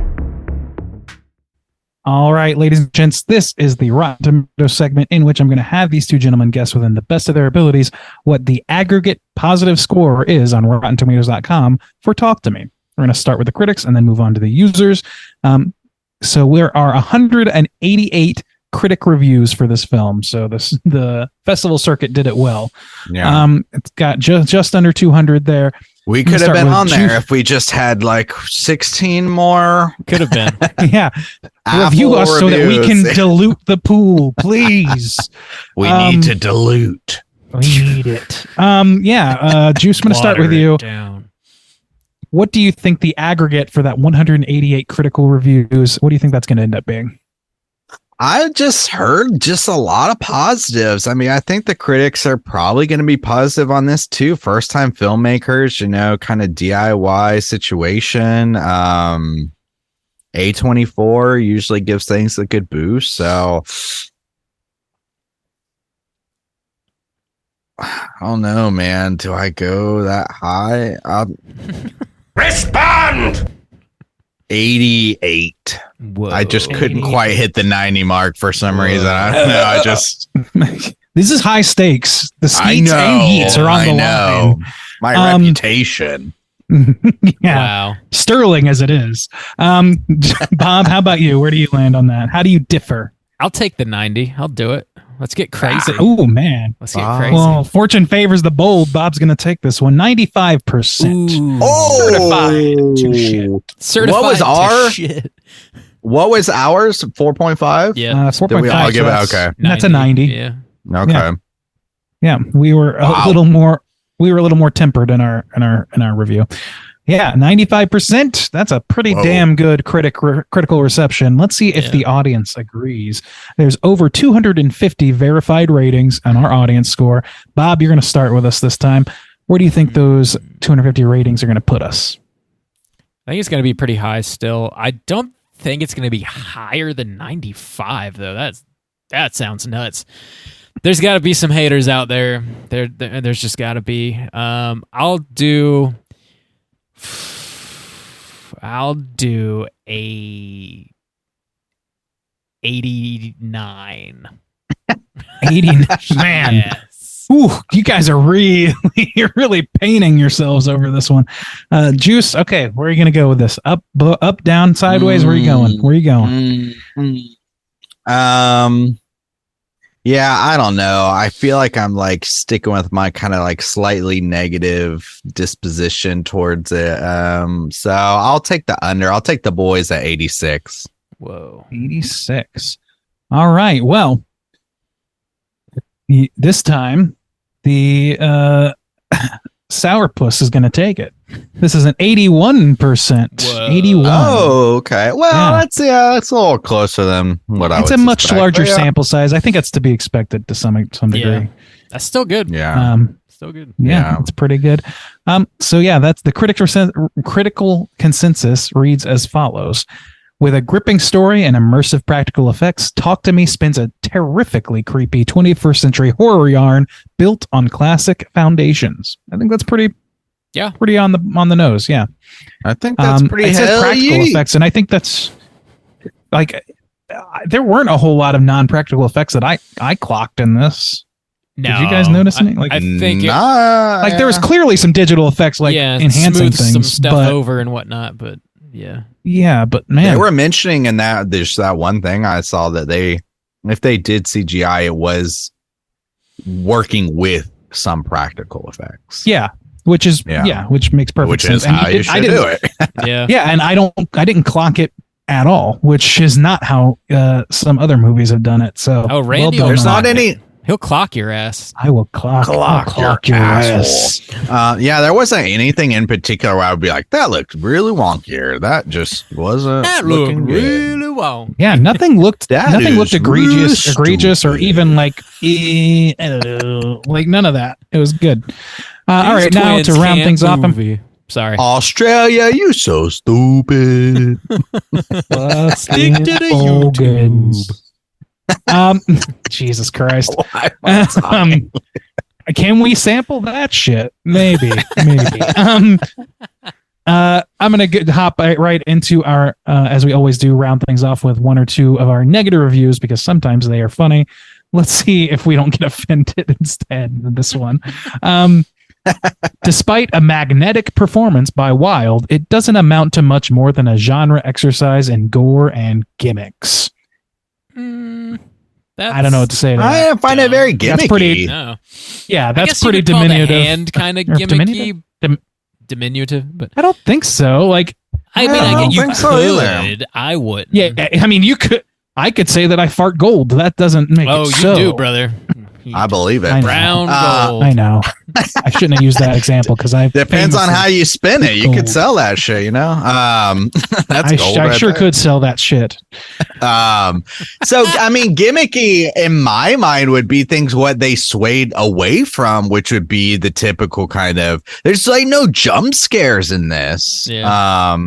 There's no gimmicky sound like drops where some, or even like even the way you said they used the music was we didn't even really talk about that one scene again where they're doing it again, but everybody's doing it. And it's kind of like the music where the ghost is kind of singing it or whatever. That was a wild scene. Freaky, You know which one I'm talking about? Yeah.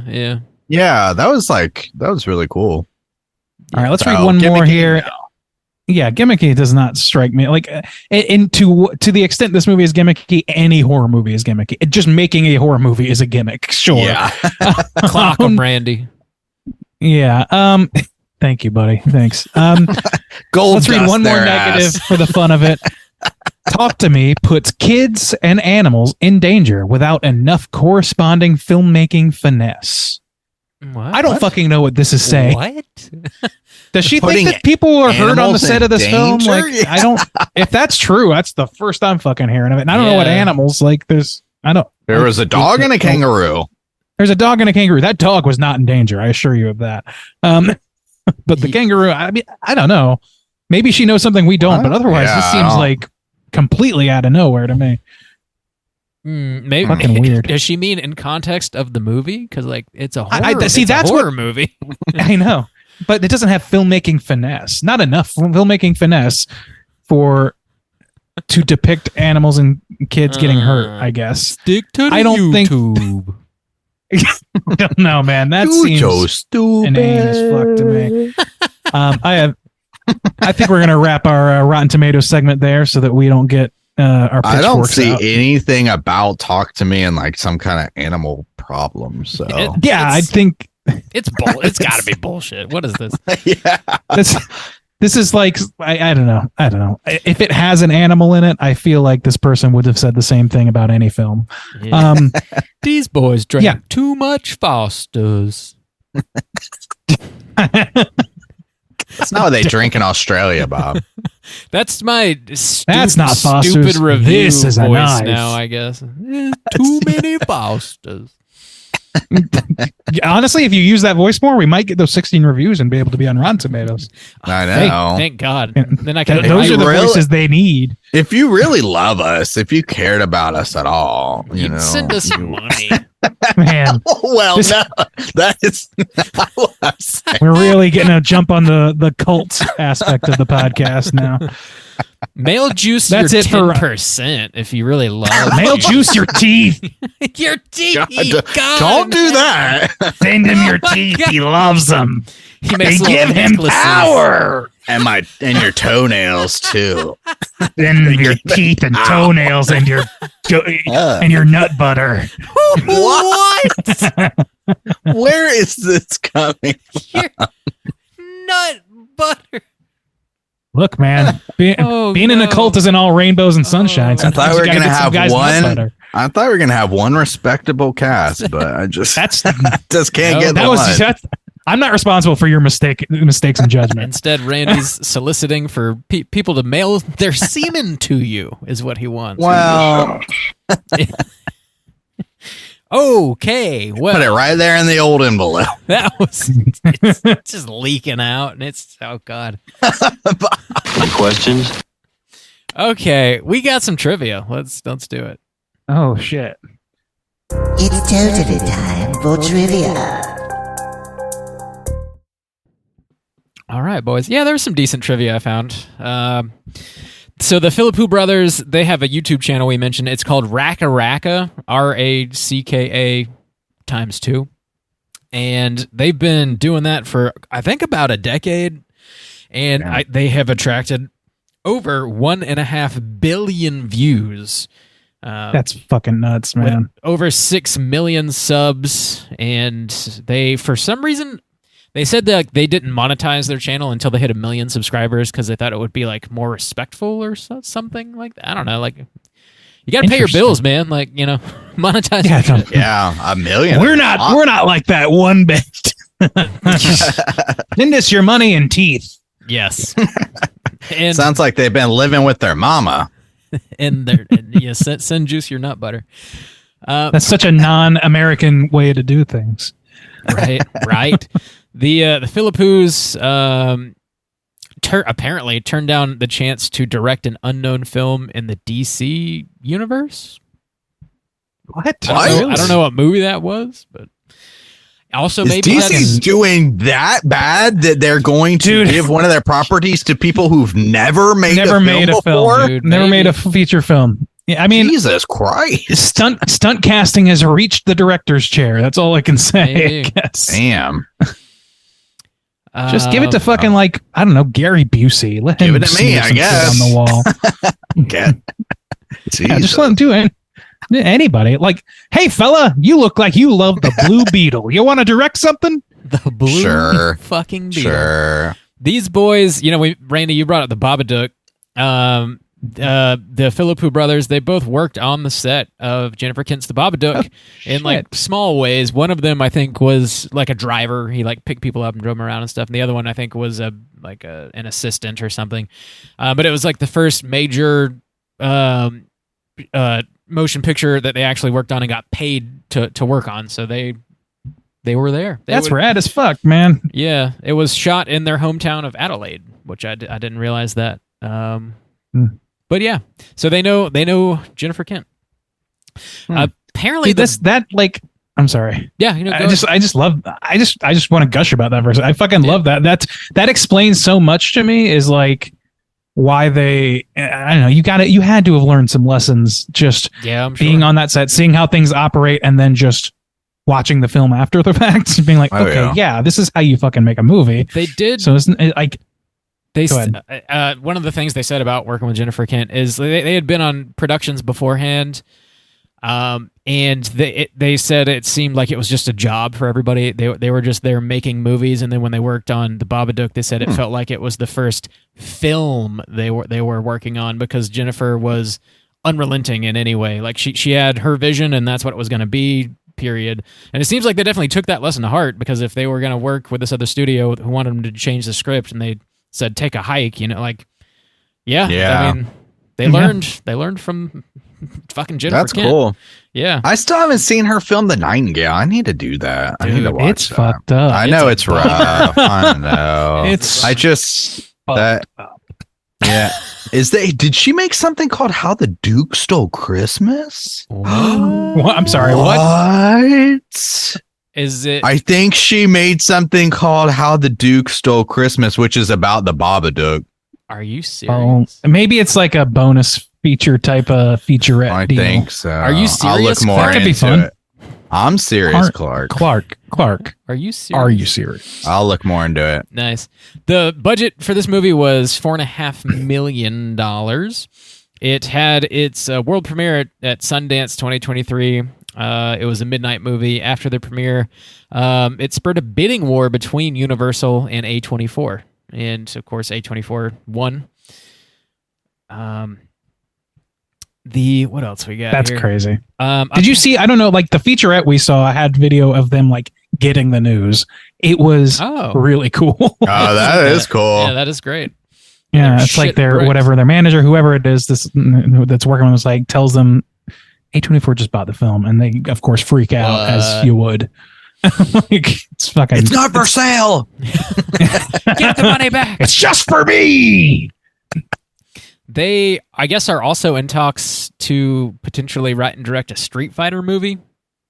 What? Which does not sound very Why interesting to me, but I don't know, and there was that one, I don't know who did this. I doubt very much that this is anything they did or whatever, but like they had that fan-made Mortal Kombat short some years ago. Oh, that fun. Was way back in the day. It was way back, but I was like, yeah, I could watch something like that. Sure. I haven't seen the new movie. I don't have any idea if it has any similarities, but I could watch. And these guys, I think, like just from the clips I've seen, do a lot of like action oriented shit. So it's doesn't seem like it's outside their wheelhouse. Sure. For what they do already, anyway. The IP train, like, just fuck it. Let them make the original shit. Like, I don't need a Street Fighter movie. Yeah, that's absolutely true. I guess before they got like really big on YouTube, they would make fake fail videos of people just fucking shit up. And I guess some of them got like, circulated around, kind of popular. And there's a few that I guess played on like Jimmy Kimmel and shit, like late night talk shows would play some of their stuff. But they would think they were real and like didn't realize that these Australian dudes just like made these shorts. Yeah, you gotta be forthright about that shit. I think it's kind of great. It's great. I mean, as long as you later come out and they're just like, we pranked you, sort of thing. Like I don't know.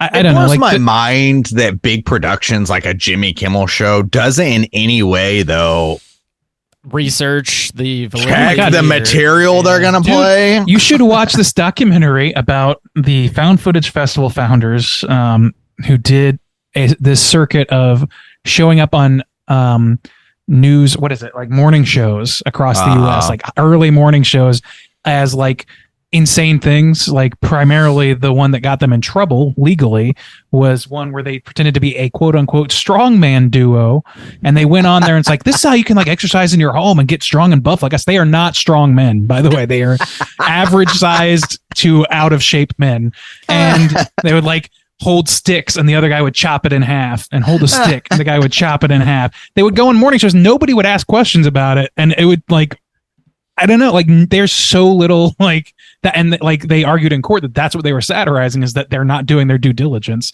So they were able to get out of this huge, like getting sued situation by basically saying like, look, it's on you guys to vet your guests, not on your guests to be sane or like anything. Yeah, damn. I'm insane. Man, a lot of people Anyway, aren't doing their like- jobs. Apparently. Yeah. Yeah. Do your job. Last bit of trivia I'll share here is, I guess, partial inspiration for the hand in this movie came from one of the twins. I forget which one it was in a car accident when he was a teenager and got injured, was in the hospital. And I guess when he was in there, he started like shaking uncontrollably. They couldn't get him to stop. And his sister was at his bedside, and just like held his hand, put her hand in his hand, and like that comfort, that familiarity, just like had him. He stopped shaking immediately. It, like, helped him out in a major way. So I guess that stuck with him and somewhat inspired this. Damn. Yeah, spicy indeed. I guess. That seems. I'm going to be honest with you. That's a great story, but it also kind of reeks of like a, I don't know, campfire tale, not quite all the way true sort of thing to me. I don't know. Not a call out, but just saying, like, it strikes Randy as a little doesn't- unbelievable. Randy thinks you're a liar. Randy's clocked They're you, liars. Australians. You've been Okay. clocked by Randy. I've been burned before. That was one guy told me that he saw 2 footprints and after he got rescued off the beach, and I just don't believe. I can't believe it. And there was 2. But there was sets, only and then one There guy- was one. But there was never 2 footprints. He just said that. He made it up. I can't believe anything anymore. What is happening? I don't know. You got clocked. Just roll with it. All right, I'm rolling with it. Speaking of rolling with it, it's time for Cooter of the Week. Straight chillin'. Cooter of the week.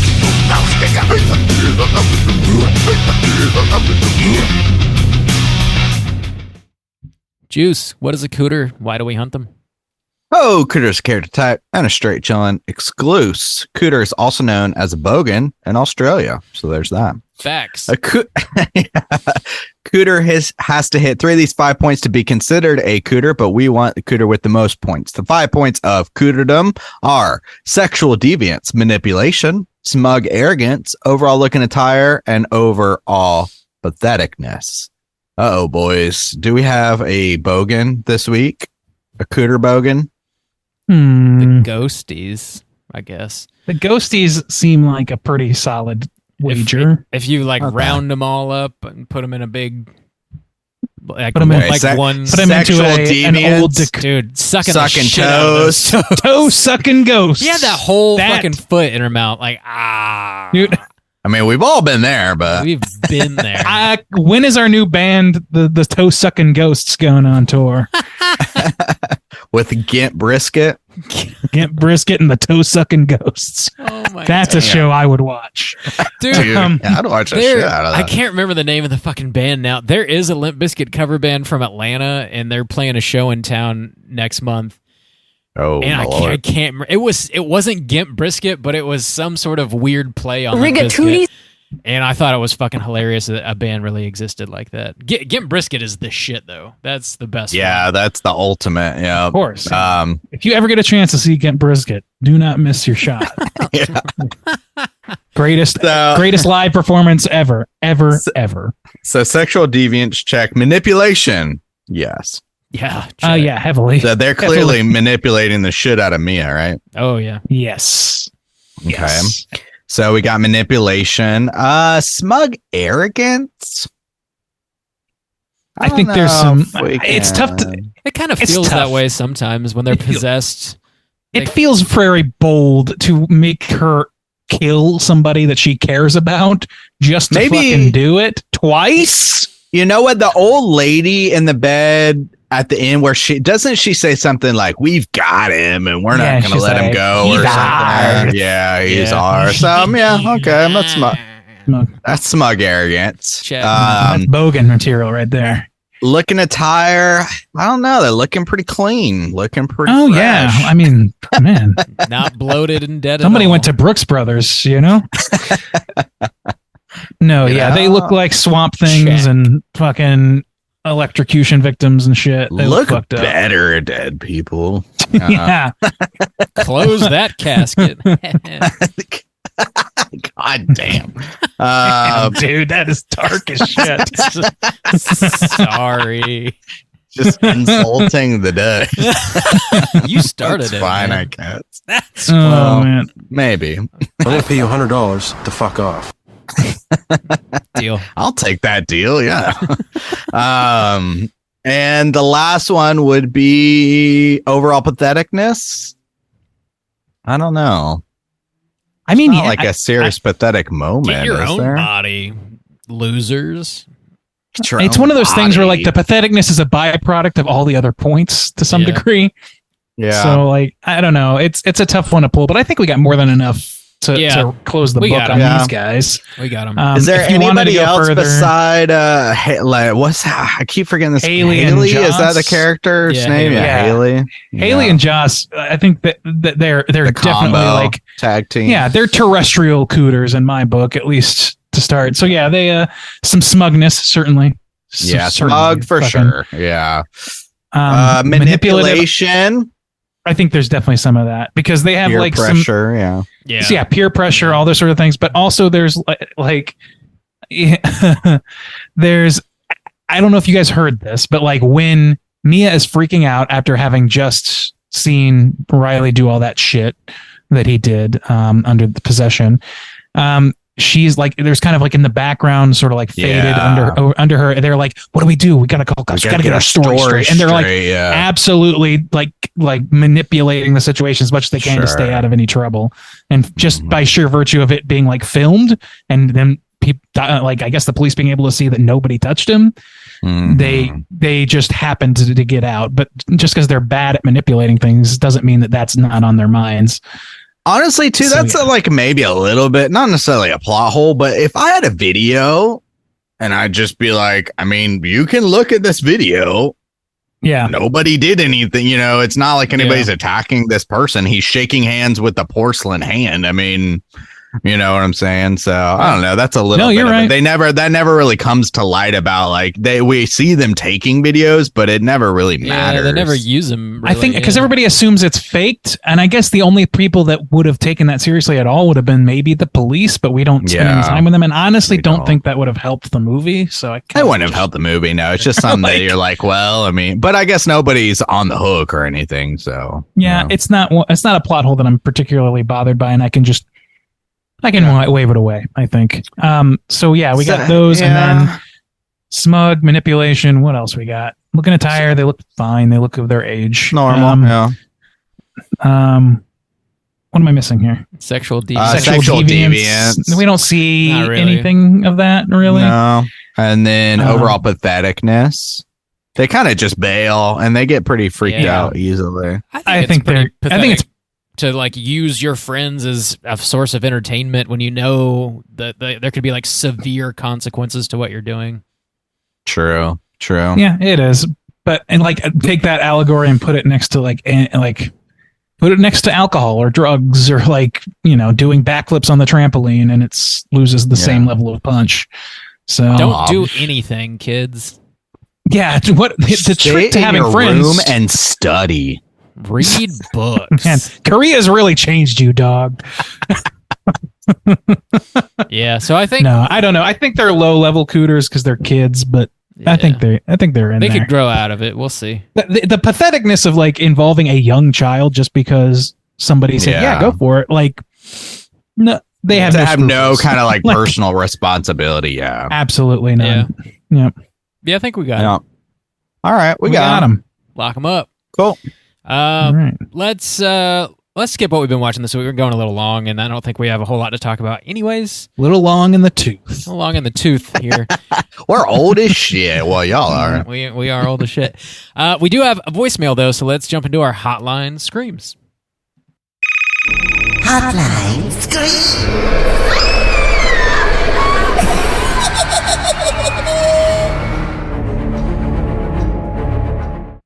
If you guys are listening and want to call and leave a voicemail to be featured on next week's show, hit us up at 904-638-3231. We do have one voicemail this week. We're going to hear from our boy Chris. Let's hear what he's got to say. Hey, this is Chris, aka Supreme Leader Vladimir Putin. from Louisiana. So I wasn't calling regarding any of the prompts or anything from the episode, but just got done watching Texas Chainsaw Massacre 3D. It got me thinking about Randy's bump. I think you know what I'm talking about. Do your thing, cuz. What were they thinking? That'd be the worst moment in all of horror movie history. Anyways, I just ate some cake with cream frosting. It's been sitting out on the counter for 3 days. I don't think I'm going to make it. Hell yeah. That's the end. That is the end. Each line was killing. That was like somebody's like journal entry, like month 6 of COVID with no internet access. Got into some cake. Oh, fuck. Like 3 It's days killing old. me. End of call. Dude. That's pretty good. That got me pretty good. Yeah, that was wild. Goddamn. This is Do your thing, cuz. This is Putin calling from Louisiana. Yeah, what's What? Rootin' Tootin' Putin's calling in from Louisiana. Cake doesn't spoil in Louisiana. You'll be fine. It's nice and moist down there. Science, yeah. No such thing as dry cake. Damn. Yeah, that line in that movie is fucking hilarious, though. Do your thing, cuz. Jesus. That is can't a find the bad bump, franchise. Dude, It's a franchise with a low success rate. that movie. Yeah, unfortunately. Have y'all seen Texas Chainsaw 3D? I might have watched it with you. I think we started to watch it, and I don't think I could finish it. I think I threw it on one day at your house, and I was like, fuck this. It's a bad movie, but it's entertaining in like kind of a baffling way just to watch it and be like, what is That's where it starts off with like a shootout with a bunch of people in the house, right? They have this huge family. God. Yeah. Yeah. It's wild. I do remember. We did watch it. Yeah. I cannot remember that shit now. Okay. It's bad. Do your thing, cuz. Well, our prompts have really been just reeling them in. Nobody hasn't it? gives a shit. Prompts. I'm not Nobody gives a answering shit your what we dumbass prompt. questions, but this cake. Yeah, so just call in and tell us your fucking your Stardate log and just tell us what the fuck you're stream doing of conscious. Yeah. Tell us what you're eating and what it's doing to your body. We are your live journal. Call in, leave a message. Oh, yeah.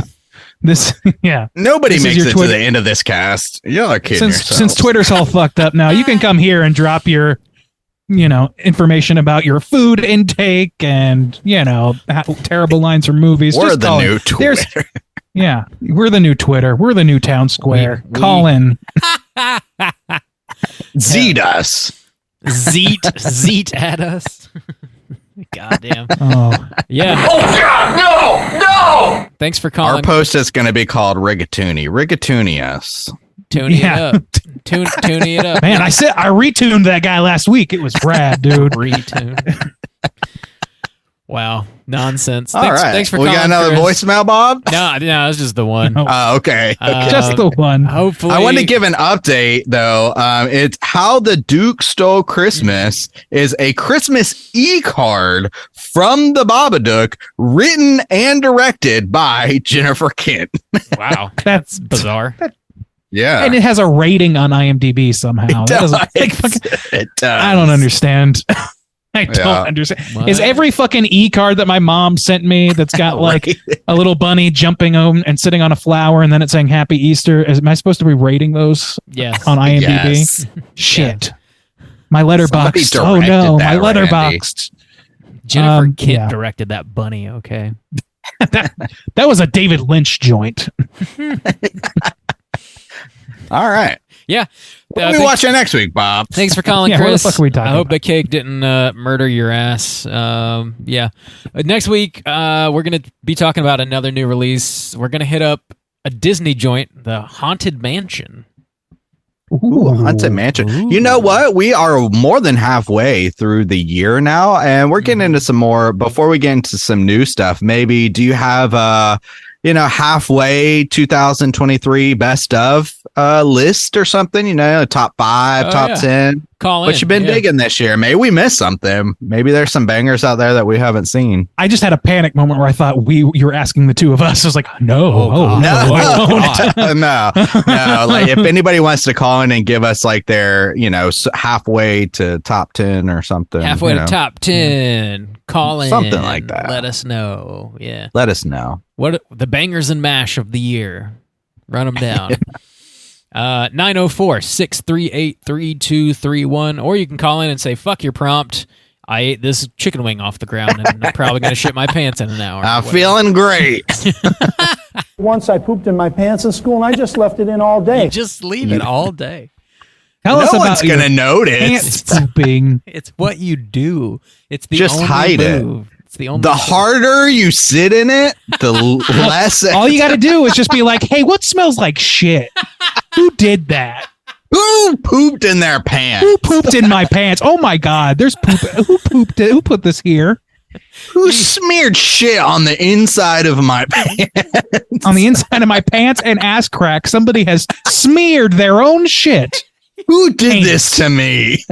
Somebody is out to get me.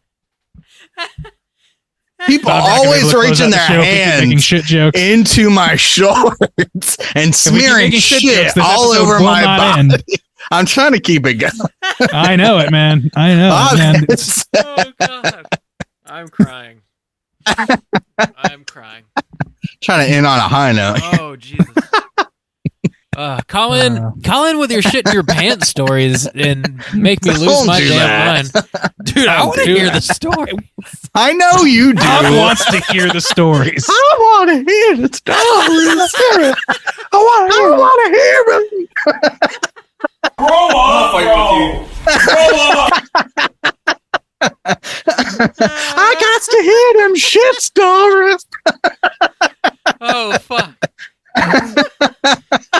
If we start, dude, the shitcast has to become a reality because it should be us talking about shit and just Bob laughing the whole time in the background. He will not be capable of intervening at all. A little bit. I want to hear this song. I'm so excited! Oh man. God, Bob, dude. can you do the job? Yeah. Can you do the job? Oh, I'm back. All right. I'm back, baby. Call in, talk about whatever the fuck you want. Oh shit. Yeah, next week, Haunted Mansion. Slam your eyeballs into it. Get ready for next week's show. Hit us up on all the social medias. We're even on X and the threads and all that shit. Are we? Damn. Yeah, just search Straight Chilling Podcast. We'll pop right up. If you want to join in our daily Slack channel conversations, hit us up on one of those social media outlets and let us know, and I'll send you a link so you can do so. We have a wonderful group of creeps on there, and we talk about the movie of the week and, every fucking thing else in the world. Books. There's been a lot of book chat, a lot of music chat going on here recently. It's a great group. Join us. That's going to do it for us this week at Straight Chilling. Until next time, as always, all you mother truckers, please keep chilling. Little kids doing drugs, it turns my stomach.